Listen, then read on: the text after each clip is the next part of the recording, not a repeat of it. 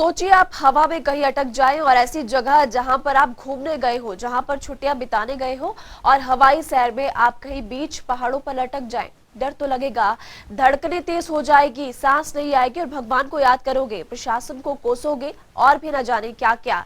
ऐसा ही सोलन के परवाणु स्थित टिम्बर ट्रेल रोपवे में फंसे लोगों के साथ कल हुआ। आप इस रिपोर्ट को देखिए।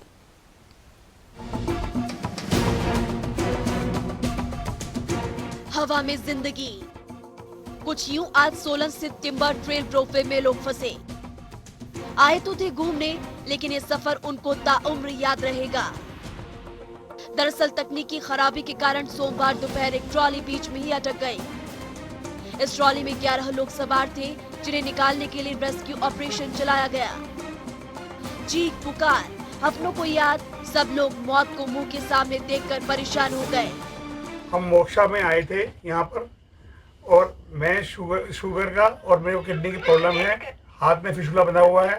ये बार बार एक ही बात कह रहे हैं कि हम रोपवे से इससे उतारेंगे, हम इसको रस्ते से उतारेंगे नीचे जंगल के अंदर। हम उतरने के लायक नहीं है और हम लोग बड़ी उम्र के लोग हैं, हम उससे नहीं उतर सकते। भैया मैं शुगर बीपी की मरीज हूँ और मुझे बहुत डर लग रहा है, घुटने की परेशानी, मुझे घुटनों की भी परेशानी है, मैं नहीं उतर सकती।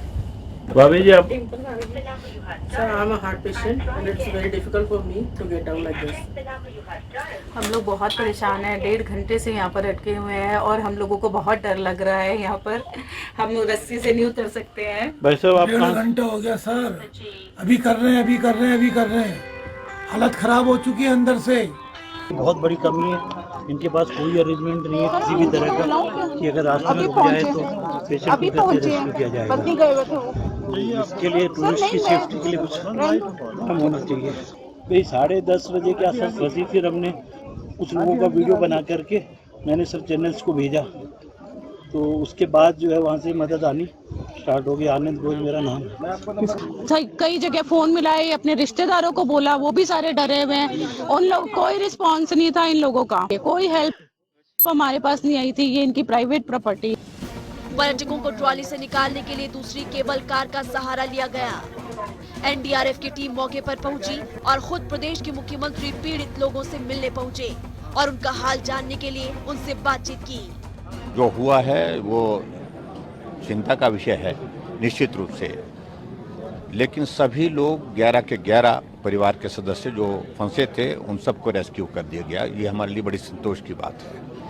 मौसम खराब होने की वजह से रेस्क्यू ऑपरेशन में थोड़ी कठिनाई जरूर आई, थोड़ी नहीं काफ़ी कठिनाई आई, क्योंकि बारिश हो रही थी और काफ़ी क्लाउड्स भी काफ़ी नीचे थे। लेकिन एनडीआरएफ की टीम को तुरंत मूव करवा दिया था और सभी जो परिवार के सदस्य सुरक्षित अब घर जा रहे हैं, उनको मैं बधाई देता हूं, इनको शुभकामनाएं देता हूं। और इस तरह के इंसिडेंट होने की वजह से एक थोड़ा सा निराशा का और थोड़ा माहौल बनता है, खासतौर से जो टूरिस्ट सीज़न है। मैं उम्मीद करता हूं कि जहां भी इस प्रकार से हमारे हिमाचल प्रदेश में जो रोपवे लगे हैं, तो उसमें टूरिस्ट की या किसी भी व्यक्ति की जो है वो जीवन की सुरक्षा सुनिश्चित की जाए और ठीक तरह से मेंटेन हो। सीएम जयराम ठाकुर ने ये भी कहा कि प्रशासन से कह दिया गया है कि इस तरह के स्पॉट्स पर नजर बनाकर रखें, संवेदनशील इलाकों में जाने से दूरी बनाएं। निकाल दिए गए हैं जो जितने भी 11 लोग फंसे हुए थे। सबसे बड़ी संतोष की बात हमारे लिए यही है, लेकिन उसके बावजूद भी इसकी पीरियडिकल जो टेक्निकल जो जांच होती रहती है, वो सारी चीज़ में हुई है कि नहीं हुई, वो सारी चीज़ें देखने की है, वो जांच का विषय है। मैं उम्मीद करता हूँ ऐसी घटना नहीं घटना। 92 के बाद ये इंसिडेंट घटित हुआ है, लेकिन फिर भी इतना मैं जरूर कहना चाह रहा हूँ कि और भी ज़्यादा अलर्ट होकर के काम करने की आवश्यकता है। गनीमत ये रही कि लोगों की जान बच गई, लेकिन इस तरह के हादसे सच में डरा देने वाले होते हैं। बात 1992 की करें तो उस वक्त भी ऐसा ही हादसा हुआ था। करीब 30 साल पहले ऐसा हादसा हुआ था। 14 अक्टूबर 1992 को टिम्बर ट्रेल रोपवे पर हादसा हुआ था। तब भी एक ट्रॉली अचानक से रुक गई थी और उस ट्रॉली में 12 लोग सवार थे। तब भी भारतीय सेना एयरफोर्स ने रेस्क्यू ऑपरेशन चलाया था।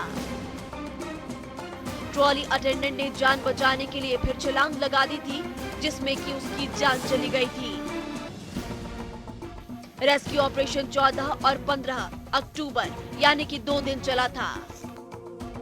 इसके अलावा इसी साल इस तरह का हादसा एक और हिमाचल नहीं बल्कि झारखंड में हुआ था। 10 अप्रैल को झारखंड में हादसा ऐसा ही हुआ। देवघर में स्थित त्रिकुट रोपवे पर ऐसा हादसा हुआ था। एयरफोर्स की टीम ने करीब 45 घंटे रेस्क्यू ऑपरेशन चलाया था।